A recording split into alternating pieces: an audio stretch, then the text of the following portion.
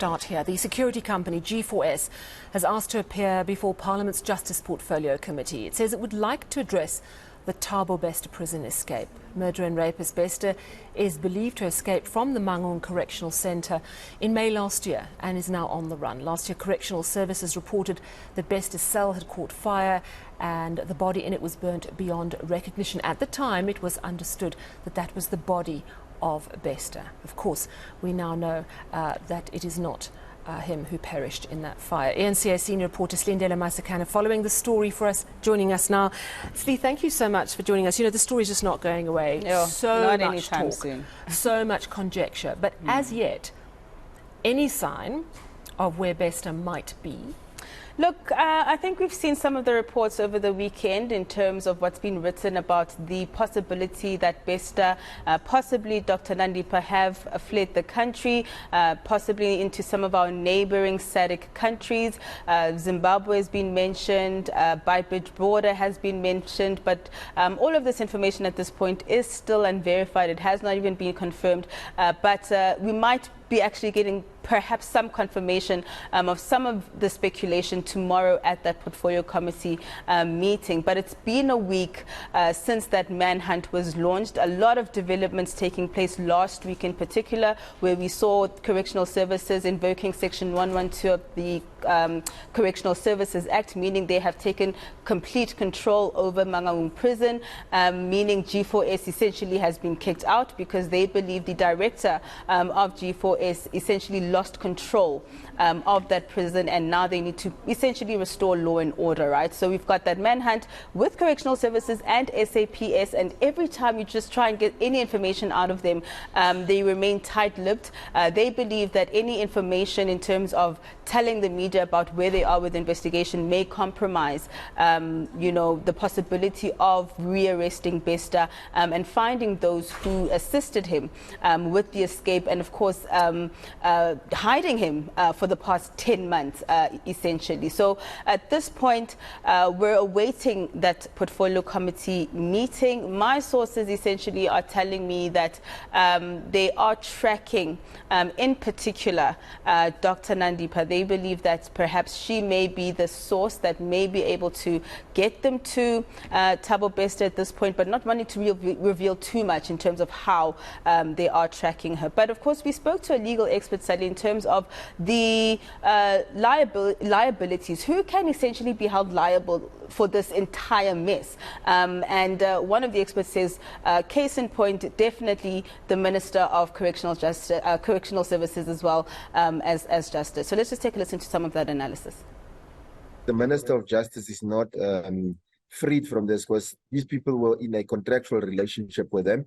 So G4S will have to come and answer as to what happened. And I think the CEO of the company, he can be criminally charged because these people, the guards that was working for G4S, stands in a direct employment relationship with G4S. So similar to what former President Jacob Zuma and the Talis companies facing, that they can be now criminally charged.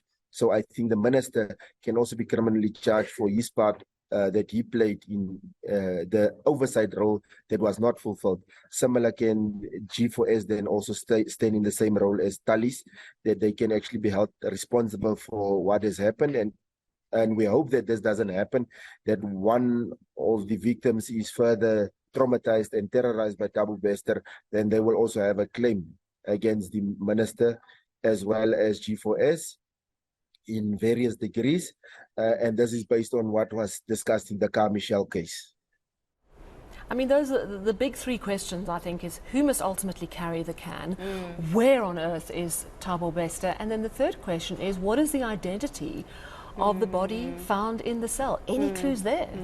I mean, all we have is that post-mortem report, right, Sally, kind of giving us a description of who this might be. But at this point, if police do know who it is, they're certainly not telling us. But my sources are telling me that, in fact, they're still trying to figure out who this might be. But there is some speculation around the possibility of a car that Dr. Nandipa hired out to transport the body, possibly being in the Zimbabwean side of the Beitbridge border post. So that's the information I have so far in terms of the particular dealership that hired out this car, wants this car back, but this car is apparently out of the country. So that's something that we're going to try and look into to see exactly where that can get us.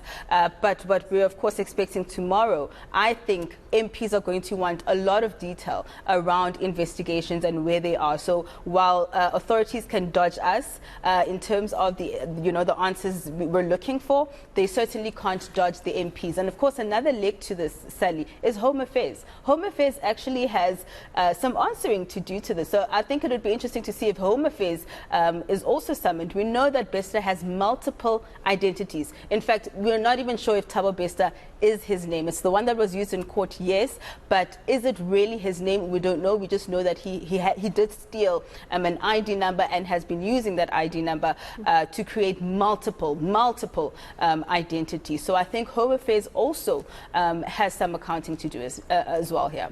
So tomorrow the focus will move to the Portfolio Committee on correctional services. As you said, there's a lot of questions that the parliamentarians are going to be asking.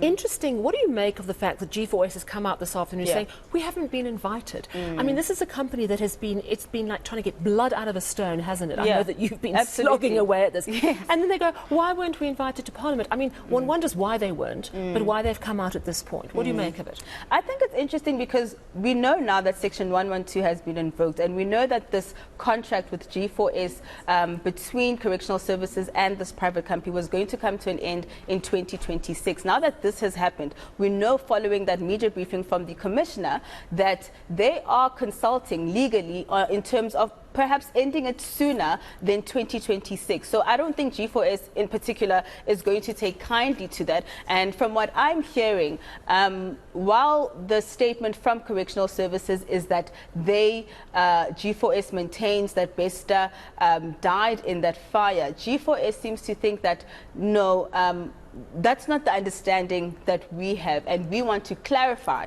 in terms of how we've cooperated with investigations and the information that we have. I do find it interesting, though, that they weren't invited to the Portfolio Committee hearing, because I think essentially they also have a lot to answer for, and we can't just allow correctional services, perhaps in particular, to speak on their behalf. So I would hope that the Portfolio Committee will see this letter and perhaps invite them, and we can hear from G4S themselves tomorrow as well. Yeah, absolutely, because there are so many questions and so many developing angles to the story. Thank you very much. That's our senior reporter, Silindelo Masikane, just giving us an update on where we are with this hunt for Thabo Bester, and of course also who should carry the can and the identity of the body in that cell. And let's not forget that authorities started smelling a rat very quickly after this fire.